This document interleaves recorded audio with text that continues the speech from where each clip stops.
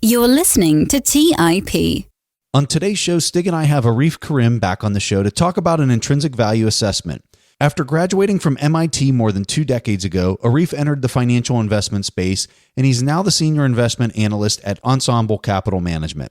The purpose of these types of shows are to conduct deep dives into individual companies so we can learn about the important aspects of valuation and the competitive nature for businesses in its sector. Today's discussion will be for a deep value pick, and that's Charles Schwab. So without further delay, here's our chat with Arif. You are listening to The Investors Podcast, where we study the financial markets and read the books that influence self-made billionaires the most. We keep you informed and prepared for the unexpected.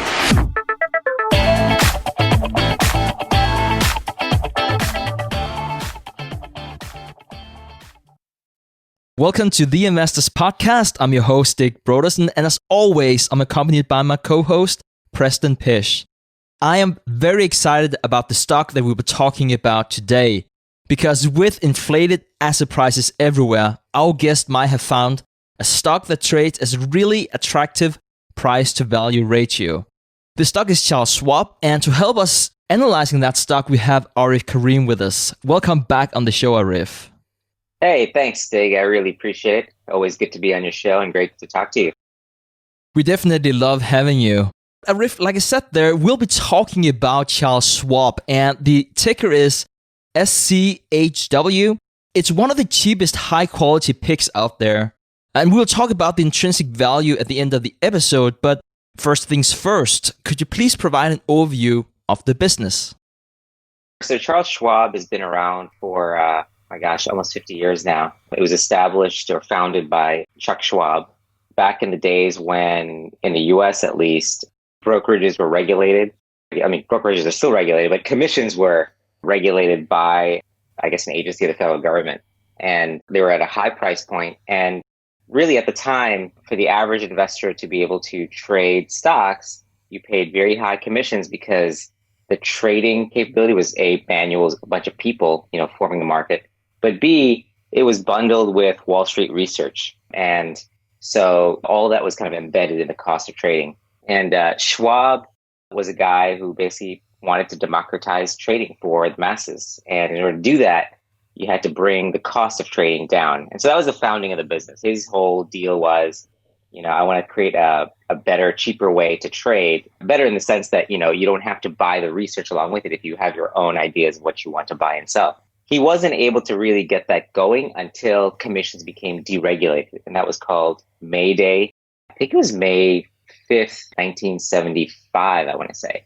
But that's when stock trading commissions became deregulated, so they could be at any price point. And so that was the birth of the discount broker, and Schwab was one of the first at that. Over the years, what's happened is the ethos that Schwab brought to the business and founding the business carried on into the culture of the business. And so Schwab's whole culture and ethos has been around bringing down the cost of trading, but also asset management, and increasing distribution of investment products availability to the masses. That's their focus in the business. And so what that's meant is over time, what Schwab has done is it's the parts of investing in terms of the cost of investing that can be commoditized, they have commoditized. And of course, technology is a huge enabler of that by taking away the high cost people and implementing, where possible, automation and computers to basically reduce that cost of various fees. So be it trading, be it pools of investment vehicles. So Schwab has then carried over that ethos and culture of bringing down commissions to other areas of investment management. And so like we all know of ETFs, right, which basically reduce the cost of owning a basket of stocks. Mutual funds used to manage it 1% or 100 basis points or more down to only 5 to 10 basis points and on its way to free, basically, right? But those sorts of things Schwab has also worked to basically enable. And I think one of the things that's really attractive to me about Schwab sort of over that long-term window is their ability to basically move up the value chain and also scale their business model across different types of customers and services. So as they go up the value chain, they commoditize the services in the lower end of the value chain and move up where there's margin, and then basically go in, scale that part of the business, and then again, use technology and scale to reduce the cost of that as they keep going further up the value chain. And so the conclusion of that is basically it allows this win-win situation where customers are attracted to Schwab because it offers the best value for the services they're offering, and it's high quality service. It's not the cheapest guy, but it's not far from the cheapest guy. But by paying a little bit more than the cheapest guy, you also get this great value from Schwab in terms of quality of service, the offerings they provide, security, technology. So they're never the leader in technology like a Robinhood would be, for example, but they're usually pretty close behind. And I think you get this win-win-win relationship between Schwab, the company, Schwab's customers and what they're offering for them, and then over the long term as shareholders. So that's kind of the short version of kind of the history of Schwab, kind of what they do. So Arif, as you mentioned, Charles Schwab, it's only been around since the 1970s. And today they've got $4 trillion of assets under management, which is just an unthinkable number. How are they able to achieve that in such a short amount of time? If you delve into kind of the history of it and look at the means by which they've built their business, their origin was all around trading commissions, being a discount trading broker, right? But what they did then is they basically worked their way up the value chain. So they had millions of retail customers, right, trading on their platform. And initially it was, by phone. You still called and talked to somebody and then put your trade through. And then it became an automated telephonic service. And I remember this when I started my first account with Schwab back when I think it was in college. You called them and there was an automated service that you used. And then with the internet, you got this web interface that came with it. And so over this time, their commissions kept declining. And I kept opening up the service to more and more people who became interested in trading stocks. And then when they had enough of a customer base, they really had this distribution platform that they could then go back and market to the companies that had products to sell to customers. So what was applicable to Schwab's customers were mutual funds. So they created this platform called OneSource, where a mutual fund could trade on Schwab's platform commission-free, which was a big deal at the time because commissions were non-trivial, and you could list on their OneSource mutual fund platform by sharing a piece of your AUM fee. So the mutual fund would pay Schwab for distribution to retail who saw the ability to trade the mutual funds on OneSource for free. So that created this advantage for the mutual funds that could be on the OneSource platform in terms of getting new customers and increasing the share with those customers relative to the mutual funds that weren't on OneSource and you had to pay a commission to trade those mutual funds. And then they, acquired a company that allowed them to do options trading. And so they added that as another investment form that customers could use. So these are examples of vertically moving up the stack of different types of investment vehicles and higher value services. And then at that point, they added their own mutual funds. And then when ETFs came in, Schwab also created a set of ETF funds.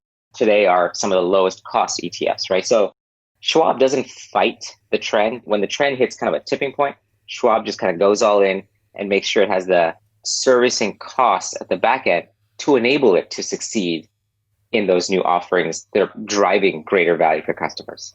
The other thing that they do is they also have this horizontal expansion strategy. And what that means is they started first with retail investors, right? So just individuals that were interested in trading. And then, it started with trading and then later became wealth management and advisory services, which Schwab also offers now.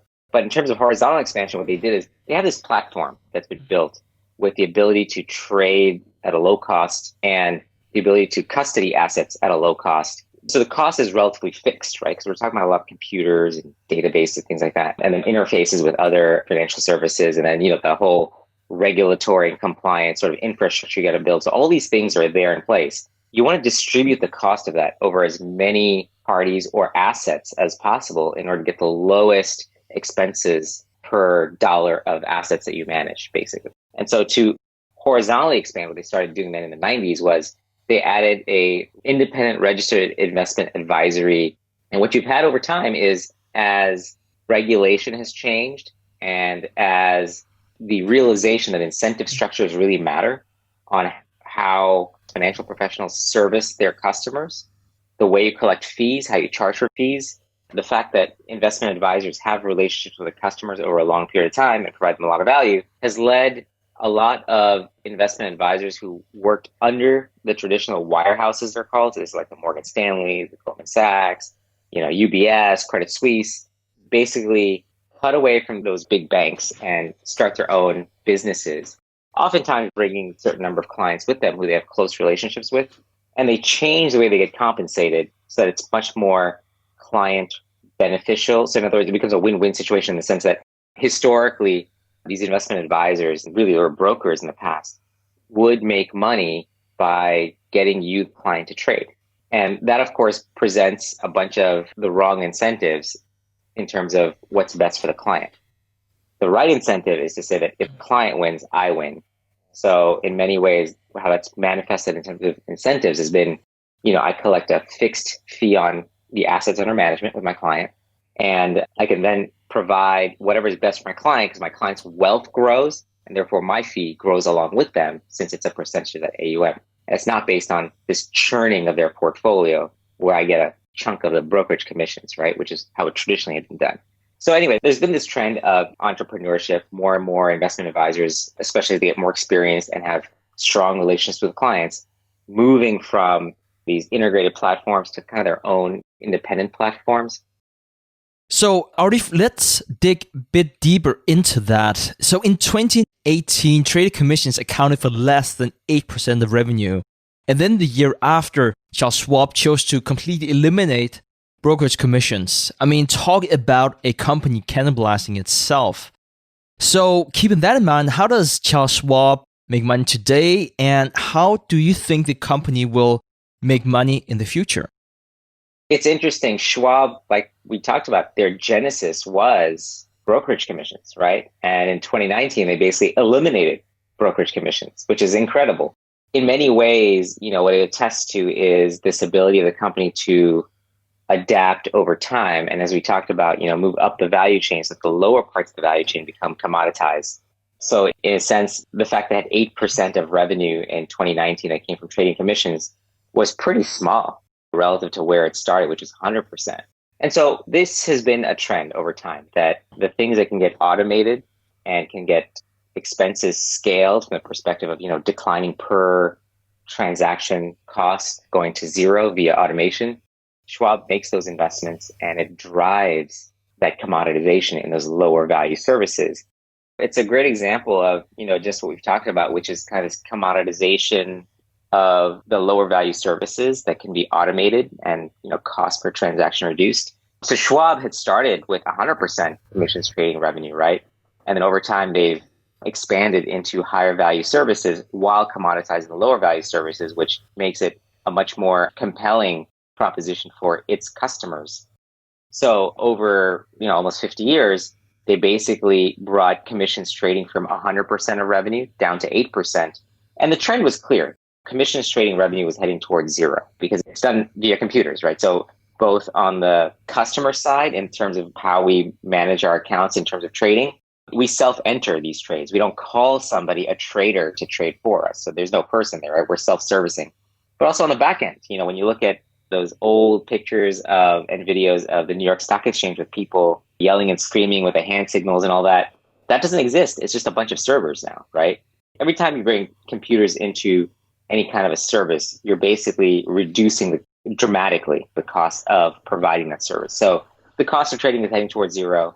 They basically kind of preempted, what would be a long, drawn out sort of asymptotic kind of curve towards zero by just taking it down to zero. And as you mentioned, it was only 8% of the revenue and, a bit higher than that on operating margin or operating income. But certainly there were outside factors that drove Schwab to basically take it to zero. There's a company called Interactive Brokers. I'm sure many of your listeners are also familiar with. Interactive Brokers is sort of a pure automated trading platform. And they introduced a service that was zero commissions. And that's probably the first mainstream type of brokerage service that took their commissions to zero. The one that sort of wasn't mainstream, is small but growing quickly, is Robinhood, which has been more of it's definitely been a phenomenon with millennials, and younger generations who basically are app first in terms of a lot of the services they consume. And so Robinhood has been commission free for a while, but they make their money off something called order flow. All the other brokers too have some order flow revenue as well that substitutes for commission. So you'll see Schwab doesn't go to zero trading revenue. They do have some order flow. And then options still provide a source of commissions revenue, but very small relative to the equities. Schwab inevitably saw the writing on the wall. They kind of accelerated this to zero. And that hit some of the more traditional, quote, discount brokers like Ameritrade and E-Trade much more harshly because much more of their revenues came from commission still. But what this did for Schwab is it created this competitive advantage relative to acquiring new customers in the sense that we've talked about the higher value strategies that Schwab has added to its plate of services it offers customers. So to answer your question about where do they make their money now, it's that they still offer lots of other investment products that they earn an AUM fee on. They still provide a platform for RIAs, to custody on, and they make some fees on that. Not directly from the custody, but fees around services they offer RIAs. And then they have this sort of very important entity called Schwab Bank, which basically takes the cash that sits in customer accounts and puts it sweeps it basically into a bank that's run by Schwab. And, just like a regular checking account, they pay some kind of interest on the cash balances that customers have, but then they get to use that basically float and invest it in higher yielding assets that Schwab Bank collects the difference in the yield that they receive versus what they pay out to customers, depositors. That yield difference is called the net interest margin. So Schwab has built Schwab Bank within its brokerage and asset management business. And interestingly enough, that now accounts for over half its revenue. It was 60%, but it'll be probably more like 50% range in 2020. But between 50 and 60% of revenue comes from Schwab Bank now. And that's a highly, highly profitable business within Schwab entirety. About 40% of business, between 30 and 40% comes out of their asset management fees business. And that's just advisory services. It's fees on mutual funds. It's fees on ETFs, fees on that mutual fund distribution platform I mentioned, OneSource. So it's other fees like that. And that too, over time, we believe is also getting commoditized. That basis points of fees that they will collect on any asset base is going to decline for that AUM piece of the business. But when you kind of roll it all up together, I'd say the summary is that what Schwab does is it offers lower and lower explicit fees to the customer. So you're getting all these services, more and more services, more and more choice on Schwab for a lower and lower fee as a customer. So that accelerates the flywheel of bringing in new customers, bringing in new assets, which then increases its scale, which further reduces Schwab's costs because its platform is a scale-driven platform. The more assets they manage, the lower expense per dollar of assets that they manage, right? And so the bigger the scale they get, the more cost advantage they have, the lower they can bring the prices to then bring in even more customers and more assets. It's this flywheel effect. However, they charge what I call an implicit fee, which is an opportunity cost. You could take that cash and yourself buy something else within the Schwab platform in the form of a bond or some sort of credit instrument that could be short-term or medium-term as a way to substitute for your cash. But to the extent that you leave the cash in there, Schwab takes that cash. I mean, sort of, these are all like accounting buckets, right? The cash still belongs to you. It's still yours. But just like a bank, it uses that cash that you have in your checking account, that cash balance, to then invest for itself in other higher yielding fixed income instruments that then it keeps the benefit of that higher yield for itself in the form of profit for Schwab. But you, the customer, could always say, oh, you know what? I have a 10% cash balance in my account. I'm going to allocate it to some fixed income fund or some treasuries or whatever it is that you want to put it in. But it's just that most investors, most clients always have some kind of a cash buffer that they like to have between trades, or it might be part of their allocation, or it might just be, for whatever reason, they'll have cash that they're not actively putting to work. And so Schwab takes advantage of that pool of cash. Of course, there's cash available to whoever needs it and wants it. But that pool of cash is redeployed in Schwab Bank, where it makes this NIM. So like I said, it accounts for 50 to 60% of revenue. And, that revenue probably has on an incremental basis, like a 80% plus margin to it.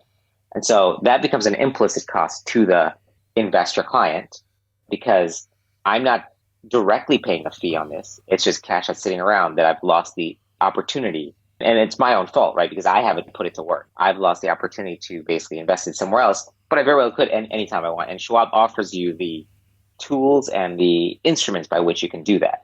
Just one more note is that when Schwab Bank invests in higher yielding credit instruments while paying you a deposit interest rate, one thing that we like about Schwab Bank is that it's a very low risk proposition. So think about Schwab Bank just like any other bank, right? So most banks, they take money from depositors, they pay them a small interest rate, and then in a low yielding environment, of course, right?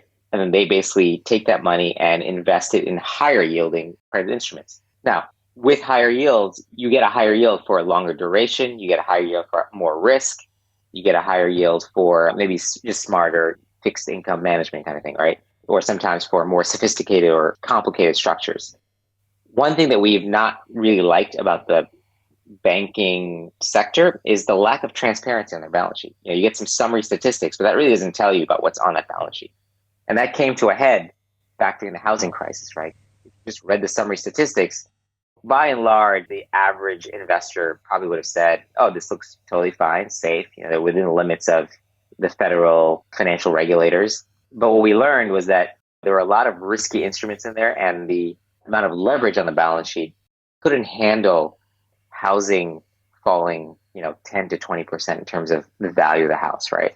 And then as a result, what the homeowners' behavior ended up being in terms of both their ability to voluntarily or involuntarily sustain their mortgage payments. So there's a lot of risk that banks bear as a result of being institutions that provide credit to businesses and consumers. What we like about Schwab is that we don't have to worry about most of that. The vast majority of their balance sheet at the bank is basically invested in low risk federal government, so US government insured products, whether it's treasuries directly or mortgage-backed securities that are agency mortgage-backed securities that have implicit support of the US government, and then high grade corporates. And that's a minority of their balance sheet.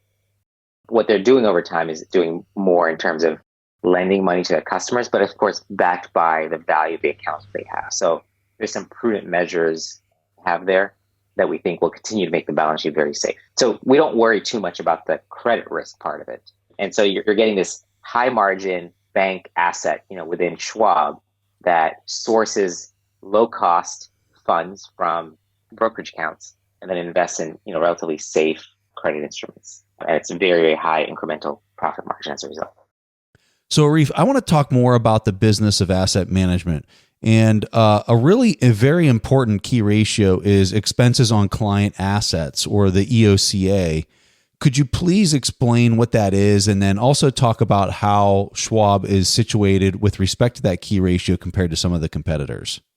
This is one of the big advantages of Schwab's platform, is that they have created this platform, as we talked about earlier. We always talk about, a spectrum, right? So when we talk about it, it's going to sound like it's very one-sided. But on the spectrum of costs, you have variable costs, which is that every new client you bring in or every dollar of new asset that you bring in to manage for the client, your expenses grow in proportion to that. And that's a very variable sort of a business model. On the other end is a fixed model where you have to build out a platform. And then theoretically, no matter how much money you bring onto the platform, it doesn't cost you any more to service that money. So in that way, you've got this scale leverage that comes to that platform. So kind of in a simplistic version, the more you can bring in, the lower the cost per dollar to manage on your platform. And so Schwab is more on that fixed cost side, in the sense that their costs scale very slowly relative to the amount of assets they manage. And so the bigger the scale of assets, you mentioned earlier that Schwab manages over $4 trillion in assets, right, for its clients. And all those assets sit on this platform that's relatively fixed cost. And so the more assets you can bring, the lower the amortization of that fixed cost over every dollar of asset. And so that EOCA, as they call it, the expenses on client assets, reflects that ability to basically have a very low cost basis per dollar of assets being managed for the client. And Schwab, because of the nature of their platform, and there's a lot of this culture of low cost, this culture of automating what can be automated, all that kind of brings to bear a cost advantage for them relative to their competitors on that measure. And the importance of that measure is that it gives Schwab more pricing power. And normally, Warren Buffett acolytes, such as ourselves, right, value investors, we think of pricing power as the ability to raise prices over time. But in this sort of a business, pricing power also means it gives the ability to lower prices without damaging your margins. And so if you're thinking about it from a competitive perspective, if I can lower prices for services for my customers, I can use that as a way to attract them to my platform. But if the cost of my platform is actually declining faster than I'm reducing my prices to the customer, then my margins are growing. And so that's a great strategic advantage to have.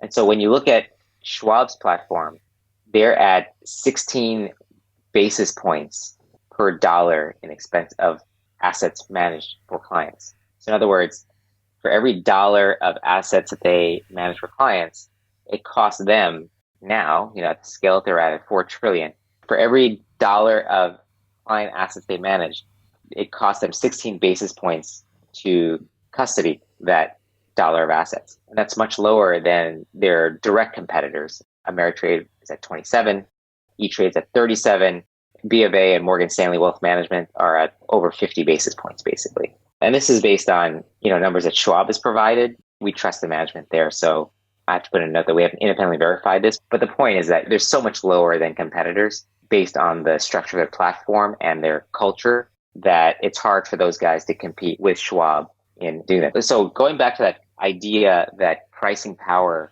comes from being able to lower your costs faster than you lower the cost for your clients. So in other words, the better you can lower your costs to make yourself more efficient, the more value you can provide clients by lowering their costs to operate with you. And in the meantime, if you can raise your margins as well, that's hugely powerful flywheel that actually we've seen this with Amazon Web Services do the same.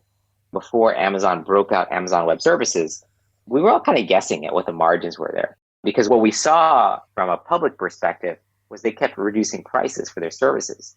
But what we didn't see is that while prices were coming down, costs were going down even faster. Again, because of Moore's Law and other technology scaling types of initiatives that they had. And that made it very hard for new entrants to compete with them because they had scale. And today, that probably still rings true. There's only a handful of global cloud providers that can have the scale to have the types of cost structures that someone like Amazon Web Services or Microsoft Azure can have. So similarly, in the financial business, you need to have large scale and a platform built on technology to take advantage of the technology curve in terms of cost reductions in order to be able to compete with Schwab. Arif, great that you're so thorough in your analysis and you include so many different variables. And very interesting to hear about, we often talk about that there are a few key variables that you really need to understand, and you need to track those key variables to see who are most competitive in the industry. Warren Buffett has said that, and Bill Miller, who we also had on the show, have been talking about those 2 to 3. Varies from company to company, but you don't necessarily need to monitor 1,000 different variables to figure out which companies are most competitive. So keeping that in mind, could you please outline the competitive landscape of Charles Schwab and perhaps also 1 or 2 other key ratios you are looking at to understand the competitiveness of both Charles Schwab but also their competitors? So interestingly, when we talked about expenses on client assets, I mentioned a couple of the competitors that Schwab measures itself against. One of them, historically speaking, you had Schwab being a discount broker, right? Ameritrade and E-Trade were discount brokers. So they were kind of their traditional competitors, call it back in the 90s, right? And before that, there were a bunch of other sort of discount broker competitors that have kind of gone by the wayside because they just didn't grow fast enough to stay competitive. More and more, Schwab has been going up the value stack, as we talked about, which means they compete more and more with traditional investment managers, wealth managers, like a Morgan Stanley, a UBS, Bank of America, JP Morgan. All these guys have wealth management subsidiaries to them, and they also manage large amounts of client wealth in the hundreds of billions to trillions. And so Schwab's competitive set has been growing towards kind of the traditional names that we know of, as I mentioned. On the other hand, the cost structure that they have is much lower than those guys who are more, quote, full service, in that they have research teams that publish reports and make recommendations. And whereas Schwab doesn't offer a whole lot in the way of research, but they offer you a platform to express your own views of wherever you get your research from. And then a lot of it is, seeking alpha or reading the news or following things on Twitter, wherever people get their investment ideas from. And increasingly, as you know, it's heading in the direction of passive investing, right, through ETFs. I mean, I think the latest number I've seen in the US, something like half of all assets under management are now in ETFs, right? So there's not much research needed for that at all. You're just buying into the index and letting others do the research for you and price the elements of the index, the components of the index for you, basically, right? You're writing it passively there. So having said that, the competitive set are all these whole host of companies. One of the things that came out of the Schwab basically eliminating commissions was that it damaged the business model for some of their traditional competitors like Ameritrade and E-Trade.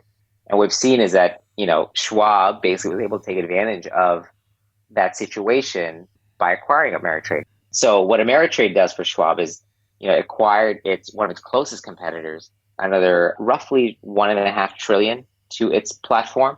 And so you're going to see a platform that goes from 4.5 trillion assets getting to 6 trillion assets probably by the end of the year with the Ameritrade acquisition closing.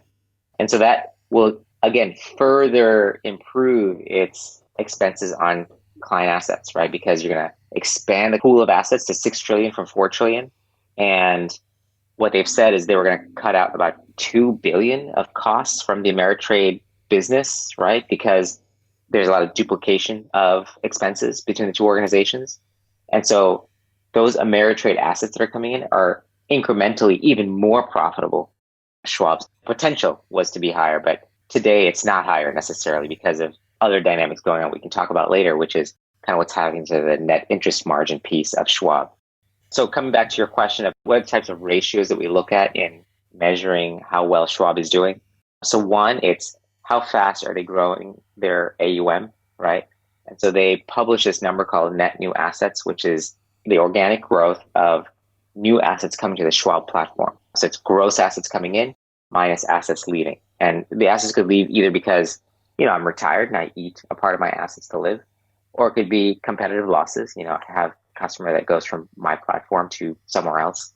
So net new assets encompasses, the gross coming in minus those that leave. And that the net new assets has been growing on the range of about 5 to 7% a year over the last several years as a percentage of the base of assets they have. So that's an important metric to measure, which is the success Schwab is having in growing its AUM. So AUM growth, in our view, like the most basic way to view the intrinsic value growth at Schwab is to look at AUM growth, because that tells you a lot about the health of the business in multiple ways. It tells you what's happening in the competitive environment, right? So the assets leaving would be the result of competitors, attracting customers away. Probably our number one metric is net new assets to look at.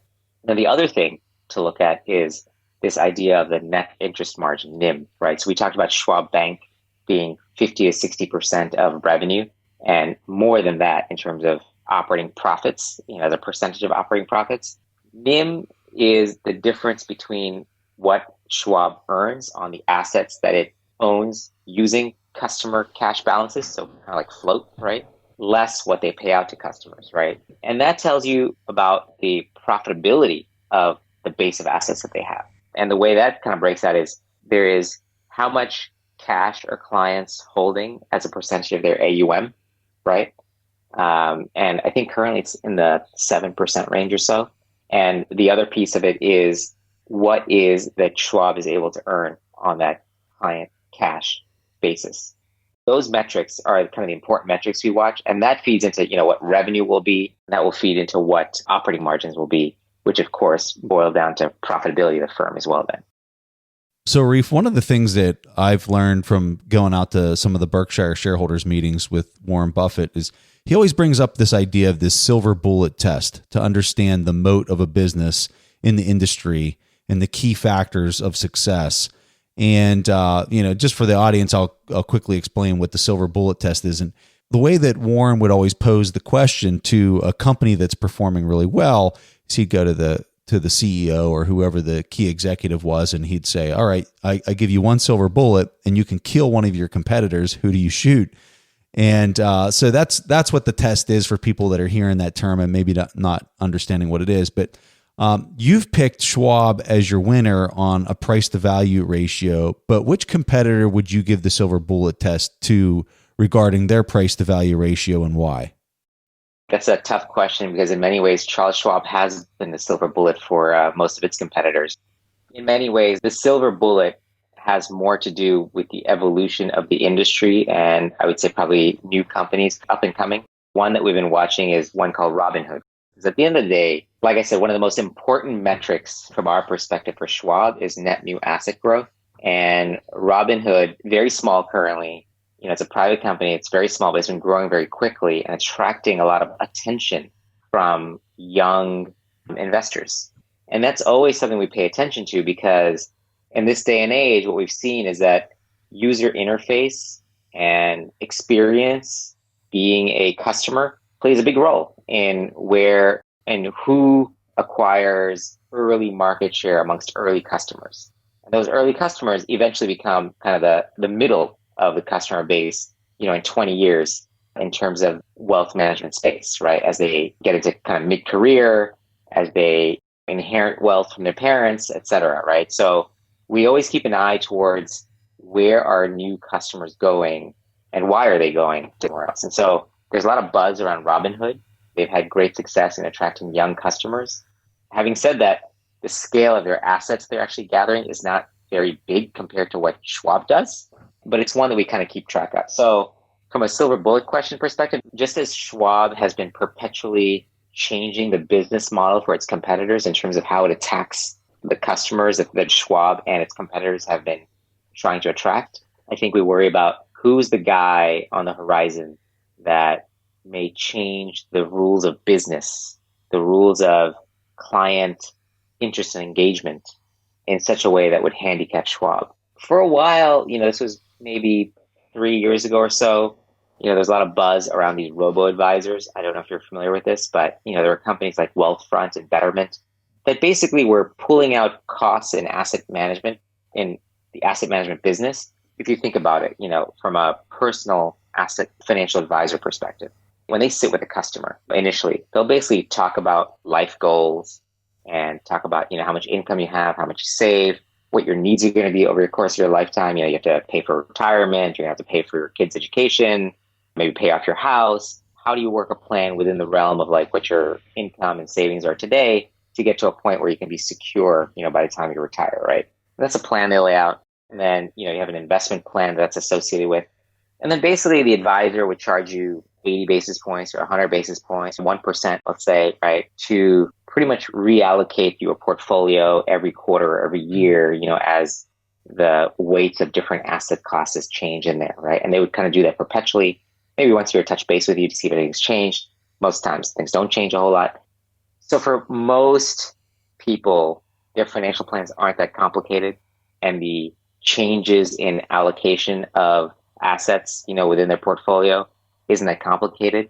And so what the robo-advisors did is they automated that, right? They automated a bunch of that and massively reduced the fee for financial advisory. And basically what it ended up being is, you sit once with your financial advisor and then a robot takes over, a computer takes over in terms of, rebalancing for you. It's not a person that does that. So the person just focuses on relationship management while the computer focuses on portfolio rebalancing for you. And so that dramatically reduced the cost of financial advisory services. And so that could have been seen as a potential threat to Schwab, kind of indirectly too, because like I talked about, their RIA platform is half their assets, and RIAs, this is their business model, right? Is to have financial advisory relationships with their clients. And, there's some that have very complex relationships they're managing in terms of the complexity of the financial needs of their clients. And those aren't going to be replaced by computers anytime soon. But there's many that have simpler clients, right? In the sense that their clients don't have a whole lot of financial complexity in their plan. And those can be automated. And so on the one hand, you saw these venture capital funded robo-advisory platforms that potentially were going to take away assets from the financial advisory industry, the traditional one. But Schwab was able to acquire a small firm and then build on it.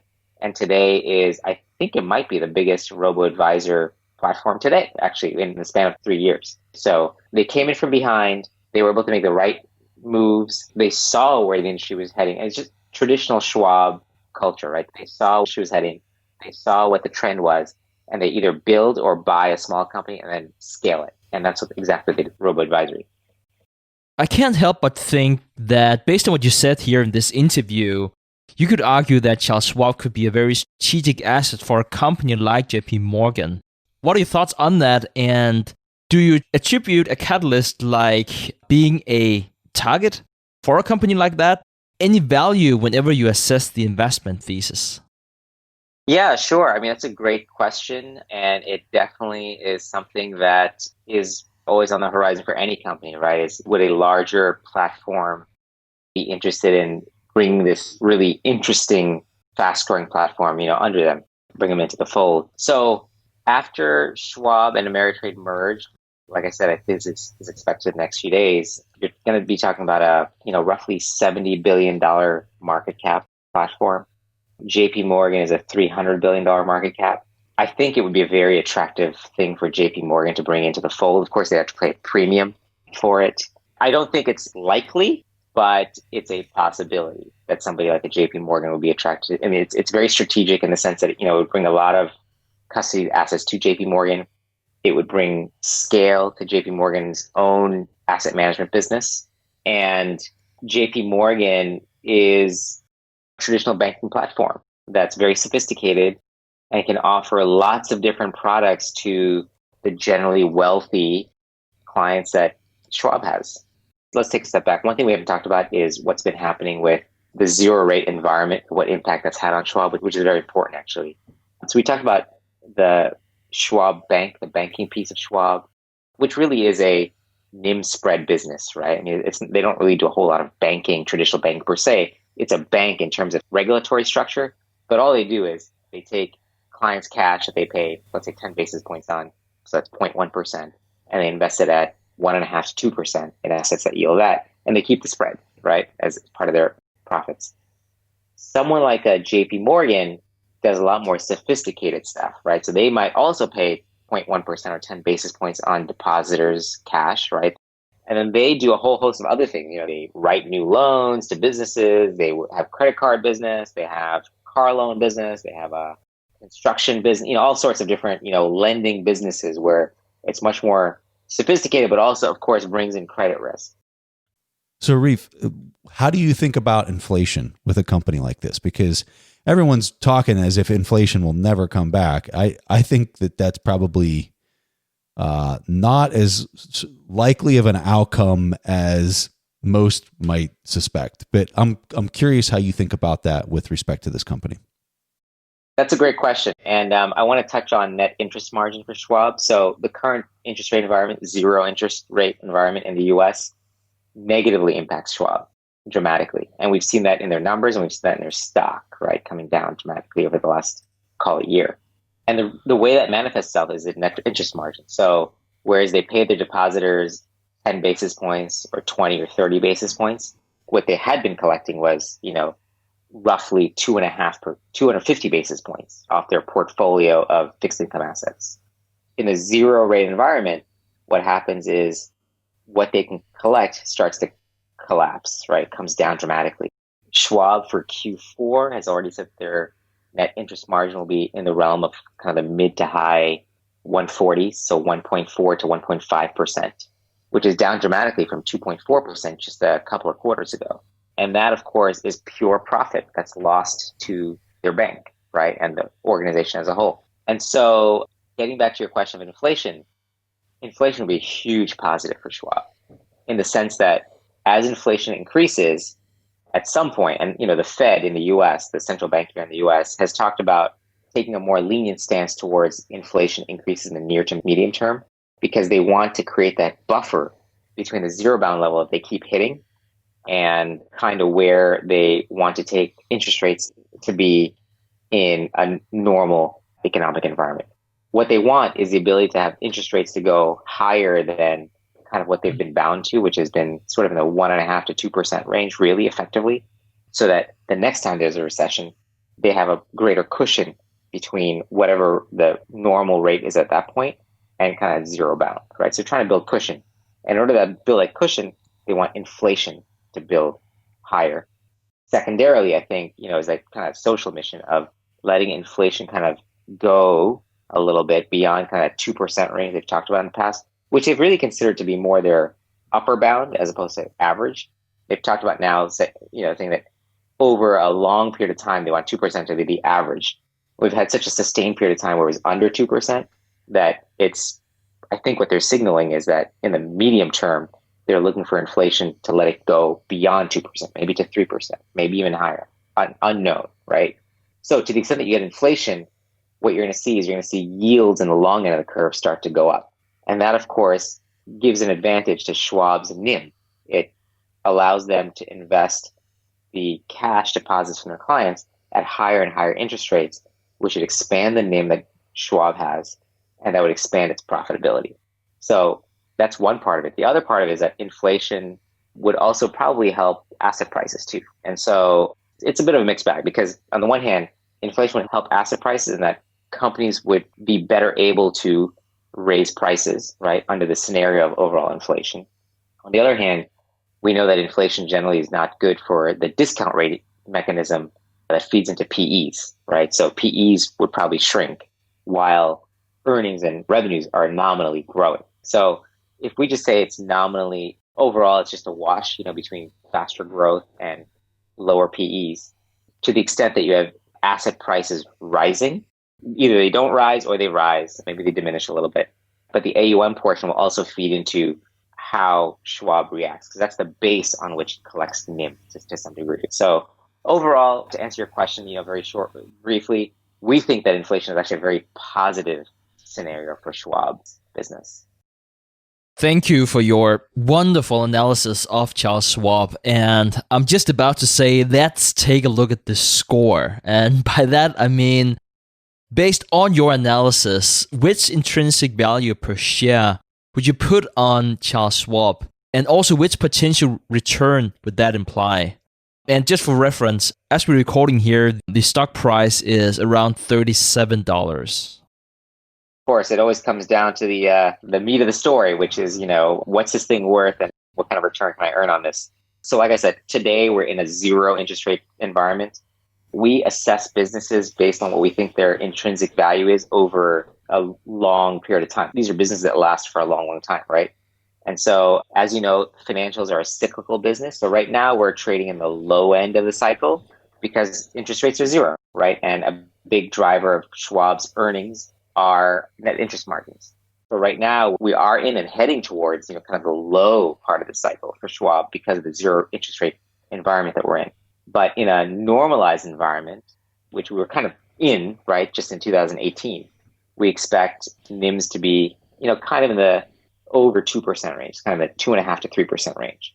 So when we think about long-term normal average around a cycle, our assumption, we think, is on the conservative end, is that Schwab can earn a 2% net interest margin. We think there's some upside to that if we're too conservative, but there's just been a lot of uncertainty in the last decade and in the next decade to come. It's just really hard to know what that's going to look like. It's a very different time period relative to prior to the great financial crisis that we had in 2008, 2009. And that implies a valuation on Schwab of about $70 per share. They're about to close on this Ameritrade deal, which brings a lot more assets to them, but it also brings a very profitable assets. Like I said, Ameritrade is estimated to earn, I think it's about $2 billion in operating profits in 2021. This is consensus estimates, so about $2 billion on about $5 billion of revenue. Schwab has talked about an expense synergy of up to $2 billion. So we're looking at a company that has a 40% Ameritrade, that has a 40% operating margin in 2021 that could actually go up to 80% operating margin when it's part of Schwab. And so it's a highly accretive deal. And so we think that $70 price is actually Schwab, and then bringing in Ameritrade at Schwab's average kind of normal margins. But in fact, there's upside to that if they can actually realize the types of synergies on an expense base that they're talking about at Ameritrade. And then further down the road, there's revenue synergies. So there's even further upside. So on a conservative basis, we think $70 is a reasonable fair value estimate for Schwab. And so today, that represents, almost doubling in price, right? So it's about an 89% increase from today's prices. But, it's not going to happen next year. It probably will take some time.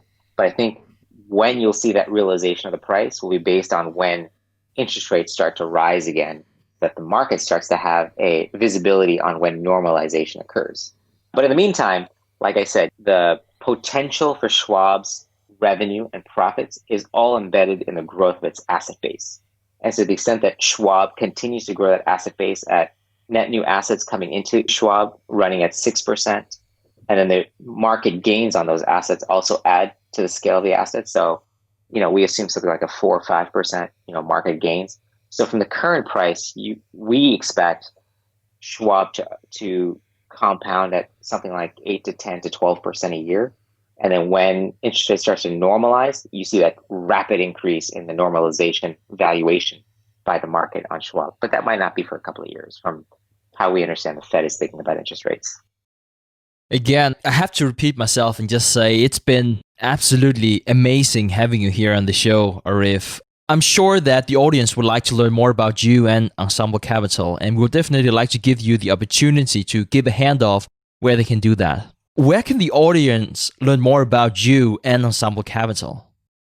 Got our website, ensemblecapital.com. There's a bio of me there, but also ways to reach me and my colleagues in research and wealth advisory there as well. We're also very active on social media. So we post blogs where we're talking about, ideas, both high-level ideas as well as company-specific ideas. It's a way for us to communicate with clients and also just peers and interested folks that are interested in talking to us. So that blog site is intrinsicinvesting.com. And then finally, we're on Twitter. Our handle is Intrinsic, INV. Thank you for being so generous with your time, Arif. I'm sure we'll stay in touch and bring you on soon again. Thanks, Steve. All right, guys. So at this point in time in the show, we'll play a question from the audience. And this question comes from Damien. Here we go. Hi, Stig and Preston. This is Damien Helm here from Cambridge in the UK. In your recent podcast, you talked about only investing in assets that you know well. I was wondering if you could talk about what you mean to know an asset well, and what is it that you look for in your own understanding that convinces you that you know an asset well enough to be able to invest? Okay, thank you. So, Damien, this is such a great question, and the cheeky answer is, if you don't know if you understand it, you don't. But on a more serious note, it is a great question, and a question that more investors should ask themselves. Too many investors are buying into companies because they read a random article of why the price would soon soar, and they never even read the annual reports for that particular company, and they probably don't even understand the competitive situation. So I would break it down and ask, do you know how the company and the competitive situation will look like in 10 years? If the answer is no, you don't know the business well enough. And if you don't know how the company and industry will look like in 10 years, you can't project the cash flows and estimate what the stock is worth today. So how do you know if you buy it at a discount? You simply don't. And you need to understand the most important key factors for success in that industry. You'll likely notice that in the interviews that we have here on the podcast, I almost always ask about the key factors of success or key variables one way or the other. I did that also here in this interview with Arif Karim. 2 weeks ago, I did the same with Dick Taylor. And for instance, he said that for insurance companies, you need to track and understand combined ratio and the investment record. Like there was those two main key variables you need to understand if you need to compare insurance businesses. And you'll just notice how much noise there is whenever you're investing in a stock. You hear 100 pieces of different news that just all seems important at first glance. But it's your job to figure out what is important and what is not. Say, let me come up with an example. I have a position in Spotify. So I follow the numbers of paid subscribers closely. And I might hear that they signed a deal with XYZ artists for the podcasting business. That is generally not important regardless of all the press that you might see on that. Quarter over quarter, I need to see the paid subscribers go up. And even more important, I need to see that year over year.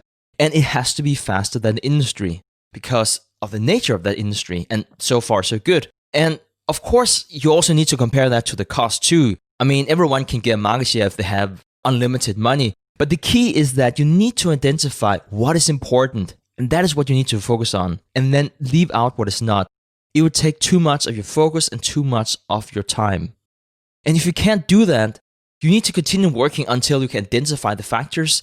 And even if you can't understand the factors, but don't understand how the business will develop, really there's no shame in moving on to the next business. there's no such thing as a difficulty bonus in investing. You know, I personally do not understand most businesses. Really don't. But I do understand the few that I feel comfortable investing in, and I tend to focus on those. And then I try to slowly widen my circle of competence to a few other businesses and industries whenever I think I might be able to understand it and if I think there's a good business case there. But really, stay with the businesses that you understand. So to sum up, when you understand the key factors of success and understand the key variables, you are on the right path to understand and thereby also value a stock. So Damien, I really like this question, and I think I got a better respect for what it is I know and what I don't know after having created my own business. And prior to that, when I would invest, I would think that I knew the questions to ask myself, but I rarely did. You can read the financial statements. You can do these analysis. Like you can look at the revenue and you can say, oh, it's growing, so that means it's good. Or you can look at the net income and see that it's growing, and you can quickly deduce that that's a good sign. But what I learned through owning my own business is you understand the various revenue streams that the various assets within your company are making. And you understand your expenses. You understand basically the trend that the business is going, and you understand the competitive landscape. And I would argue that whenever I invest in many companies, I do not have that same level of understanding like I do for my own operational business that I own. And the challenge that I've posed for myself is that whenever I do buy stock in a non-operational way, that I try to understand the business from that same vantage point. Now, how does a person who doesn't own their own business acquire that knowledge or that skill to be able to do those things? And the only thing that I can really tell you is to try to break the business down into really kind of I break it down into maybe 3 different sections. First of all, you got to understand the revenue streams that the various assets are bringing in and the competitive landscape of how they're going to remain competitive moving forward. Try to understand the expense structure of your business. Where are the expenses growing? Why are they growing? Those types of things. And then in general, you just got to understand the direction of the competitive landscape and how much market share the business is really kind of taking. And so that's how I would challenge a person to try to understand the roots and the core of the company that they're buying and that they potentially own or whatever the case might be. After you understand that is whenever I think you can start digging in and saying, all right, based on all those things and the projection that I think it's going in the future, this is how much I think it's worth. And that's typically what we talk about all those things, but we talk about them in kind of odd and don't really kind of lay it out in a framework or like a methodical way. But that's what I would challenge you to try to do, and try to really think as if you personally own the whole business. That's when you can really say, I understand this. So Damien, for asking such a fantastic question, we're going to give you a free subscription to TIP Finance. This is going to be more of a tool to do the latter of what I talked about, which is the assessment and the valuations. And here's the other thing that it'll help you with is finding companies that come up in a very advantageous way based on value filters, where you can then dig in deeper and start doing all the analysis of like what Stig and I were just talking about. So really excited to be able to give you this tool. It also helps you manage your correlation inside of your portfolio. So really useful. If somebody else listening to this wants to get your question played on the show, go to asktheinvestors.com. And if your question gets played on the show like Damien's, you'll get a free subscription to TIP Finance. All right, guys. Preston and I really hope you enjoyed this episode of the Investors Podcast. We will see each other again next week. Thank you for listening to TIP. To access our show notes, courses, or forums, go to theinvestorspodcast.com. This show is for entertainment purposes only. Before making any decisions, consult a professional. This show is copyrighted by the Investors Podcast Network. Written permissions must be granted before syndication or rebroadcasting.